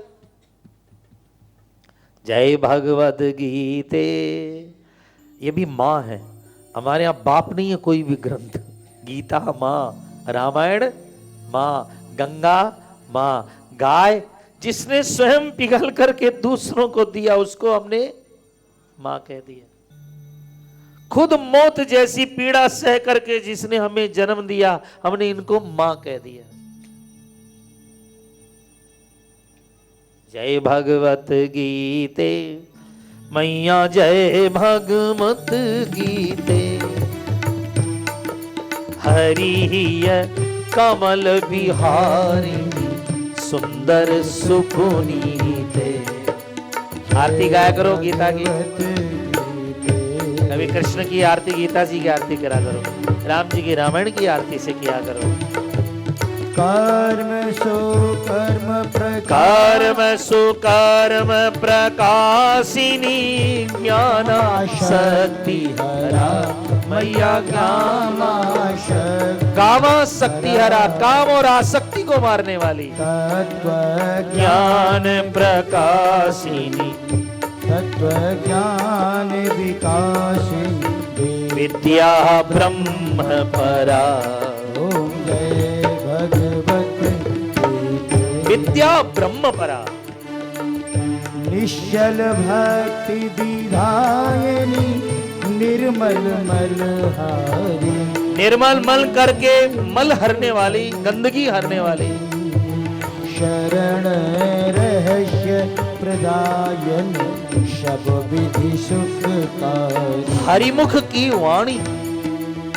जय भगवत। बेटा गंदगी में लिपा हो, बेटा गंदगी में लिपटा हो तो बाप कभी गोद नहीं लेता उसको। अरे इसको धो पूछ, क्या करना है कर। पिताजी यार वो गंदगी में लिपटा हुआ तो बाप उसे गोद में लेना ही नहीं सब। तब माँ स्नान करा करके और उसको बढ़िया बढ़िया कपड़े वपड़े पहना के ले आती है, तब बाप उसको चूमता है, गोद में लेता है। गंदगी कौन धोती है? माँ। माताओं को हमने देखा भोजन करने बैठी है और बच्चा गंदगी कर दिया, लिप गया तो पहले बीच में उठी, हाथ धो, पहले उसकी गंदगी धोई, हाथ मुंह धोया, उस पे आकर के फिर भोजन पे। है कोई ऐसा दुनिया के अंदर? केवल माँ है। आपने गाय को देखा? गाय का बछड़ा जब पैदा होता है मेरे प्रेमियों, ध्यान देना, जब बच्चा पैदा होता है ना तो उसके सारे मेल लगा रहता है, पूरा मेल, गंदगी, जेर बोलते हैं ना। आदमी भी जेर के साथ ही पैदा होता है, लेकिन माता दैया हो या धो दे, लेकिन गाय के यहाँ कौन सी दैया लगी है? तब गैया मैया क्या करती है, अपनी जीभ से चाट चाट के उसको इतना पवित्र पावन कर देती है, आप बच्चे के हाथ लगे एकदम मखमल जैसे ही लगेगी। हा। ये दुर्भाग्य हमारे देश का कि आज कलकत्ते जैसे बंगाल जैसे देश में 10 से 15 हजार नवजात शिशु रोज कटते हैं गाय के। ये दुर्भाग्य हमारा। हम एक बच्चा रोज ले, हमारा प्रणय रोज एक गाय कसाई खाने से लाके भोजन करते हैं। इतने बरस हो गए और गाय के लिए किसी के दरवाजे जाना भी नहीं पड़ता है। लेकिन बच्चों को मैंने देखा अपने हाथों से बोतल से दूध पिलाते हैं रोज। नवजात शिशु रोज एक ले आते हैं, लाने को तो 10,000 ला सकते हैं, पर इतनी समृद्धता नहीं है। ध्यान दें साहब, आप मनुष्यों की सेवा करते हैं बहुत बड़ी बात है, पर वो भूल सकता है। हो सके मूक जानवरों की सेवा करो जो भूल नहीं सकता है, जिसका श्राद्ध भगवान राम जैसे लोग ही कर सकते हैं। ध्यान देने की बात है। माँ लड़का जो सुदर्शन है ये क्लीव करके विद्वान हो जाता है। माँ ने कहा बेटा ये तो बड़ी अच्छी बात है। और जब भरद्वाज ऋषि को पता चला कि मेरे आश्रम में अम्मा ने इस बच्चे को दर्शन दिया, महाराज बहुत प्रसन्न हुए। वाह बेटा वाह, तेरा मेरे आश्रम में आना धन्य हो गया, निवास करो। और समय आया और वो लड़का बड़ा हुआ, धनुष बाण माँ ने दिया है उसे, और वो आश्रम में रह करके माँ की बड़ी आराधना करता है, बहुत सेवा करता है। अम्मा की पूजा की विधि वो आगे आपको सुनाएंगे। विधि के अनुसार वो पूजा करता है। कदा का प्रसंग, बड़ी विधि से वो पूजा करता है लड़का। और एक दिन माँ ने शशिकला, काशी के राजा हैं काशी नरेश, काशी नरेश को मां, लड़की शशिकला को मां ने सपना दिया कि भरद्वाज ऋषि के आश्रम में बेटी तुम मेरी पूजा करती है, नित्य मेरा जाप करती है। भरद्वाज ऋषि के आश्रम में राजकुमार सुदर्शन रहता है, तेरे पिता कहीं विवाह करे न करना, राजकुमार सुदर्शन से तू विवाह करना, तेरे विवाह में मैं खुद आशीर्वाद देने आऊंगी। देखिए, जब माँ देती है, भगवान देता है तो महाराज बहुत ही प्यार से देता है। अब देखो भटके हुए माँ बाप, क्या दुर्दशा हो गई थी लड़कों की। ऋषि के आश्रम में टुकड़े खा के पल रहे थे राजकुमार और महारानी। उसके बाद में शशिकला को सपना आया और वो बड़ी बेचैन हो गई कि सुदर्शन नाम बताया है, भरद्वाज आश्रम। फिर वो अपनी सखियों के साथ बगीचे में घूमने गई। अब विधान मिलते हैं तो ऐसे ही मिलते हैं। अब होनार होता है, किसी का किसी लड़की से संबंध होना होता है तो कथा कीर्तन में बैठे बैठे अरे वो लड़की, अरे मेरे लड़का है ना यार। कथा कीर्तन में कितने ब्याह सगाई हो जाते हैं, हम लोग देखते हैं। बोले महाराज जी आपकी कथा में हुई थी सगाई। इसको क्या कहते हैं? होनार की बात है। अब होनार, वो लड़की सुबह सुबह बगीचे में घूमने गई अपनी सखियों के साथ में, और सुंदर सखियों के साथ घूम रही थी। उसी समय उसने एक पंडित जी को आते देखा। अब ब्राह्मण को देखा तो छोरी ने प्रणाम कर लिया। अब या कोई संत दिखे, ब्राह्मण दिखे, अब चाहे बात नहीं करनी है मत करो, लेकिन प्रणाम करोगे ना तो महात्माओं ब्राह्मणों के मुंह से आशीर्वाद ही निकलेगा। सौभाग्यवती भव, धनवान भव, जो भी कहना है अच्छा ही बोलेंगे। प्रणाम करने में घमंड नहीं समझना चाहिए। याद रखना, जो झुकना जानता है उसके जीवन में माँ को रुकना आता है, जो झुकता है उसके जीवन में ईश्वर रुकता है। लड़की ने प्रणाम किया, ब्राह्मण ने आशीर्वाद दिया, बेटी आनंद कर, मौज कर। महाराज आप कहाँ से आ रहे हैं? मैं भरद्वाज ऋषि के आश्रम से आ रहा हूँ। अब तो लड़की ने कहा रात को सपना है मेरे को तो भरद्वाज। अच्छा महाराज, आपने भरद्वाज ऋषि के आश्रम में क्या देखा? का सुंदर सुंदर मोर थे, सुंदर सुंदर कोयलें थी, बढ़िया बढ़िया बाग बगीचे थे, बहुत सुंदर सुंदर महाराज के आश्रम थे। मैंने शेर और हिरण को एक घाट पे पानी पीते देखा। महाराज का आश्रम निर्भय है। महाराज इससे भी बढ़िया कोई चीज देखी? तो महाराज ने कहा, महाराज भरद्वाज भी बहुत साधना है, पर उससे भी कुछ बढ़िया। हाँ, मैंने एक लड़के को वहां देखा, उसका नाम सुदर्शन था। क्या तेज था उसका, क्या अद्भुत सौंदर्य था। मैंने सुना मां का उसने दर्शन कर लिया है। पर बेटी उसको तो वही ब्याहेगी जिसका बड़ा भाग होगा, क्योंकि वो तो है राजा का बेटा, पर रानी में दुर्भाग पड़ गया, इसलिए ऋषि के आश्रम में पल रहा है। और उसने मनी मन कह दिया, मां ने भी कह दिया और पंडित जी ने भी। तो मनी मन उन्होंने ब्याह करने का विचार कर लिया। और इधर हो क्या गया, पिताजी से उसने कह दिया कि ठीक है। इधर पिता स्वयंवर की तैयारी कर ली। दूर देश के राजे महाराजे, अब पहले लड़कियों का स्वयंवर होता, अब राजे महाराजे सब बुला लिए। बड़े बड़े राजे महाराजे काशी नरेश के आए। और तो वो युधाजित भी अपने दोहित्र शत्रुजित को लेकर के आया, हजारों सैनिक लेकर के आया। सैनिक इसलिए लाया, कदाचित मैदान में सुदर्शन आ जाए तो मारने में सेना लग जाएगी। वो अपने दोहित का ब्याह करने शशिकला के साथ में लाया। अब राजे महाराजे इधर शशिकला ने कहा, पिताजी मेरे को तो रात में मां ने स्वप्न दिया है, मैं तो जंगल में रहने वाले सुदर्शन से ही ब्याह करूंगी। बाप ने कहा, तेरा दिमाग खराब है, खाने को रोटी नहीं है, पहनने को कपड़ा नहीं है, रहने को मकान नहीं है, और माँ के साथ में एक ऋषि के टुकड़ों पर पल रहा है। कहा, पिताजी जो भी हो, मुझे तो मेरी परम्बा भगवती माँ ने आशीर्वाद दिया है, क्योंकि मैं तो मेरी माँ की सेवा आराधन करती हूँ, इसलिए मेरी माँ ने ये वरदान मेरे को दे दिया है, इसलिए मैं तो उसी से ब्याह करूंगी। पिता ने कहा, नहीं बेटी, अब स्वयंवर हो रहा है। अब पिताजी ने विचार किया, स्वयंवर में बड़े सोने सोने राजकुमार आएंगे, हो सकता है किसी राजकुमार को देख करके इसकी बुद्धि बदल जाए।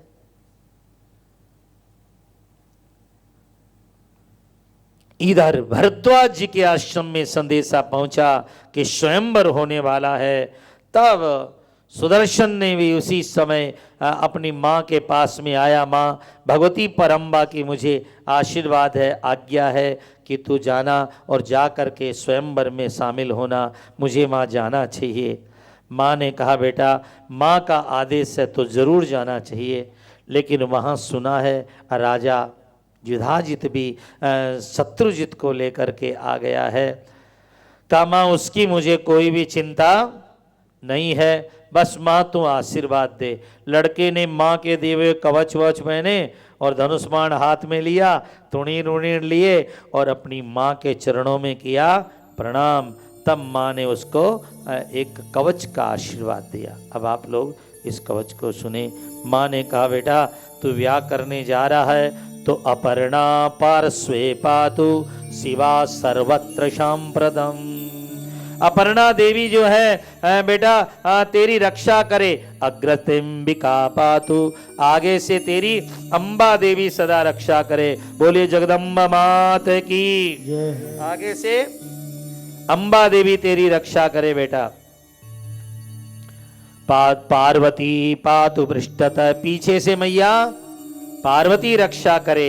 अपर्णा पार्श्वे पातु, अपर्णा देवी तेरी दोनों पसवाड़े में रक्षा करे बेटा।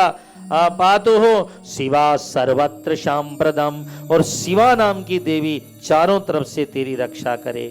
वरारोहे विषमे, वरारो वराही जो है तेरी विषम मार्ग में तेरी रक्षा करे। दुर्गा दुर्गे सुकरहिचित, दुर्गा मैया दुर्गम कष्टों में तेरी रक्षा करे। कालिका कलहे घोरे, कालिका कोई कलह होना, झगड़ा झमेला, उस समय कालिका मां तेरी बेटा रक्षा करे। ताम पातु परमेश्वरी, और घोर शत्रुओं से घिर जाए तो परमेश्वरी देवी तेरी रक्षा करे। ब्याह के लिए बेटा मंडप में जाए तुम, मंडपे तत्र मातंगी मां रक्षा करे। सौम्या स्वयंवरे, सौम्या नाम की देवी स्वयंवर में रक्षा करे।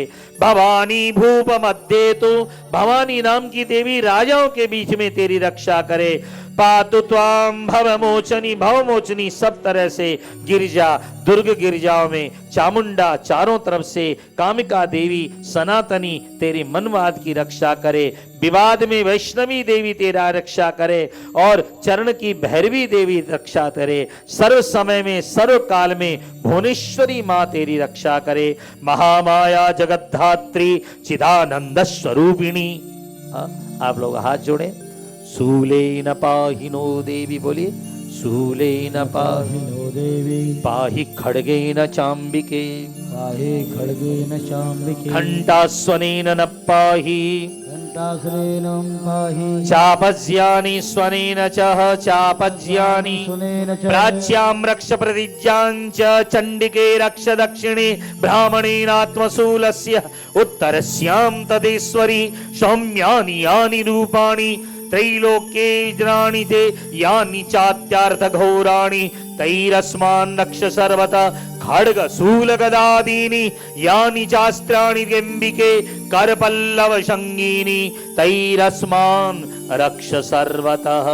प्रथमं शैलपुत्री, द्वितीयं ब्रह्मचारिणी, तृतीयं चंद्रघंटेति, कुष्मांडेति, चतुर्थकं पंचमं स्कंदमातेति, षष्ठं कात्यायनीति च, सप्तमं कालरात्रीति, महागौरीति चाष्टमं, नवमं सिद्धिदात्री च, नवदुर्गा प्रकीर्तिता। उक्तानि तानि नामानि ब्रह्मणैव महात्मना, अग्निना दह्यमानस्तो शत्रुमध्ये गतोरणे, विषमे दुर्गमे चैव भयार्ता शरणं गता, न तेषां जायते किंचित् दशुभं रण संकटे, नापदं तस्य पश्यामि शोक दुख भयं नहीं। माँ का नाम लेने से महाराज शत्रुओं से भी कोई घिर जाए, और ये 9 नाम ले ले हमारी माँ का, तो निकल जाएगा शत्रुओं के बीच में से। ऐसे रोज पाठ करना चाहिए माँ का 9 नाम है। हाँ, हमारे दुर्गा सप्तशती अभी हमने हर श्लोक को हिंदी रूपांतर में भी गाया है, पूरी सप्तशती गाई है। आप लोग मिले तो जरूर ले लेना। दुर्गा सप्तशती का जरूर पाठ करो। प्रथमं शैलपुत्री, द्वितीयं ब्रह्मचारिणी।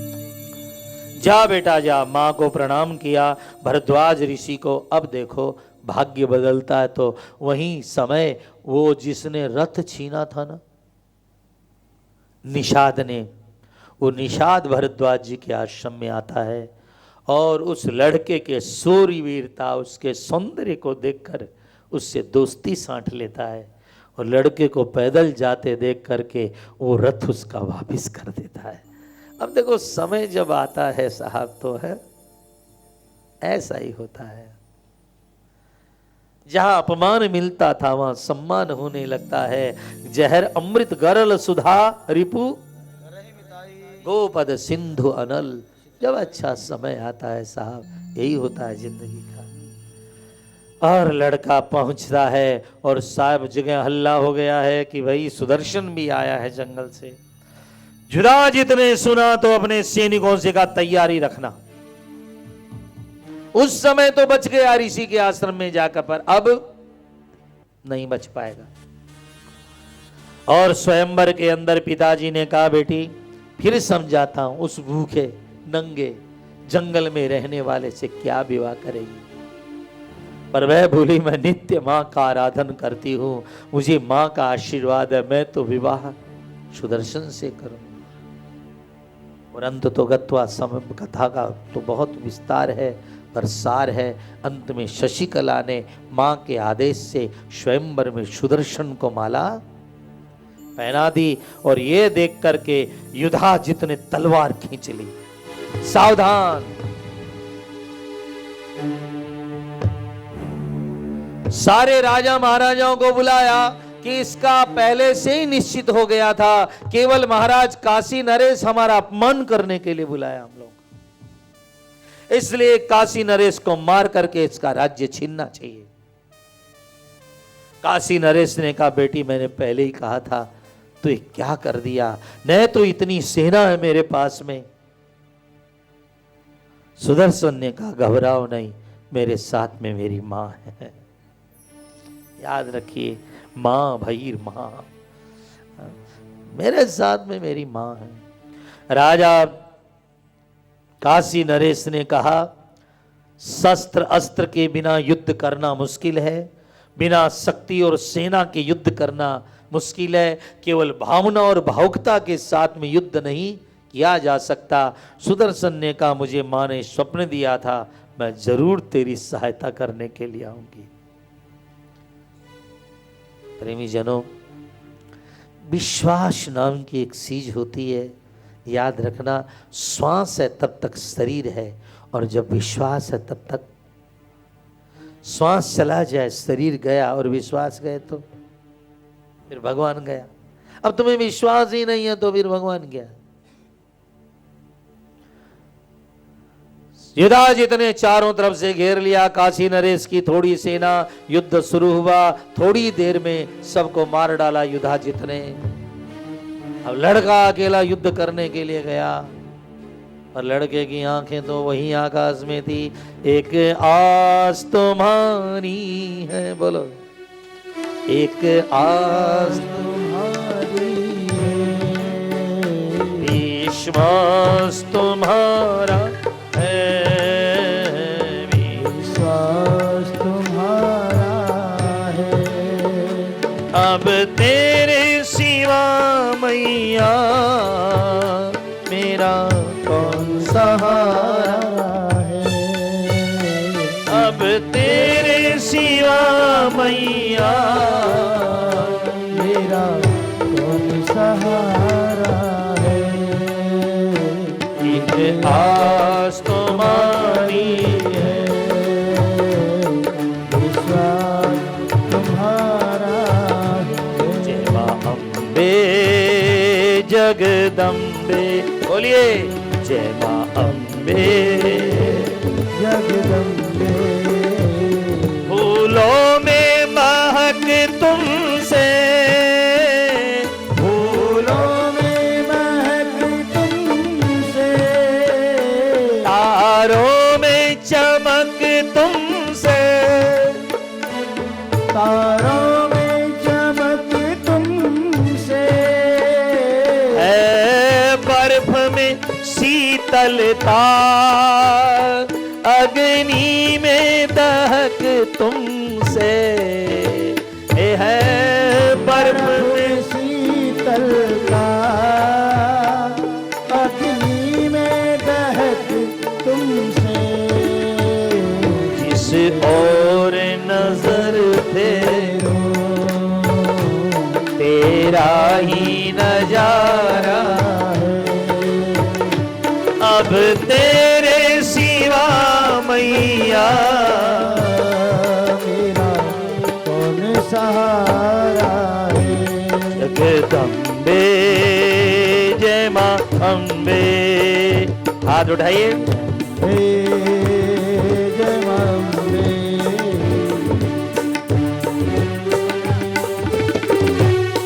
तूफान में है नैया, तूफान में है नैया, तूफान में नैया है, तूफान में नैया है, मजबूर खेवैया है, मजबूर खेवैया है, मेरी नैया की माँ अब तू ही खेवैया है। अब पार लगा मैया,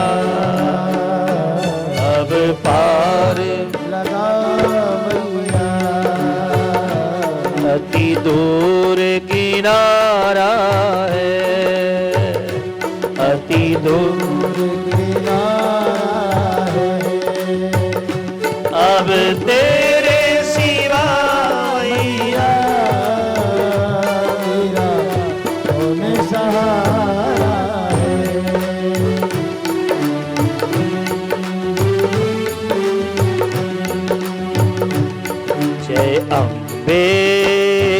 जय माँ अम्बे, जय अम्बे जगदम्बे।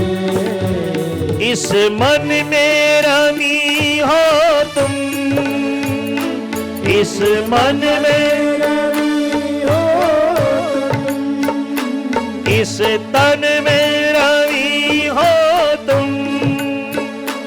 इस तन में रमी हो तुम। मैं तुमको कहाँ ढूंढूं, कण कण में बसी हो तुम। हाँ मैं तुमको कहाँ ढूंढूं, कण कण में बसी हो तुम। दर्शन दे दो मैया, दर्शन दे दो मैया। भक्तों ने पुकारा है, भक्तों ने पुकारा है। अब तेरे सिवा मैया मेरा कौन सहारा है। प्यास तुम्हारी तुम्हारी है, विश्वास तुम्हारा है। अब तेरे सिवा मैया ओ मेरा कौन सहारा है।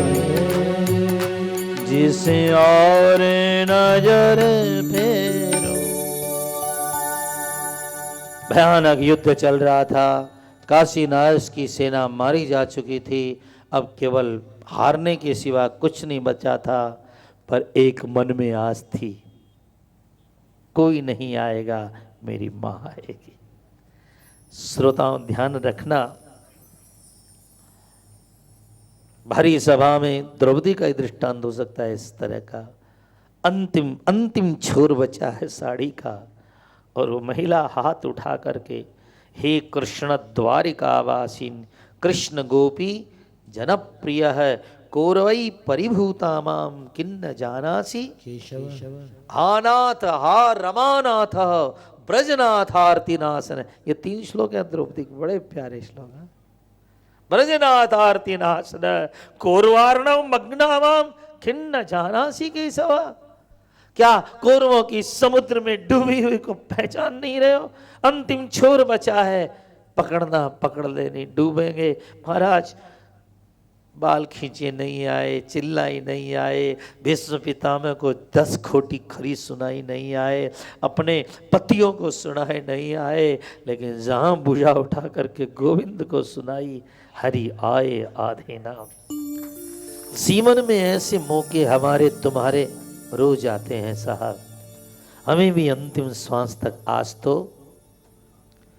मां का रखना चाहिए। फिर क्या था, उसी समय में प्रकाश फैला। जुदाजित हजारों हजारों राजाओं के साथ में 10,000 राजा वहां मिल चुके हैं, उनके साथ में आगे बढ़ रहा है, और सुदर्शन अकेला खड़ा माँ माँ माँ पुकार रहा है।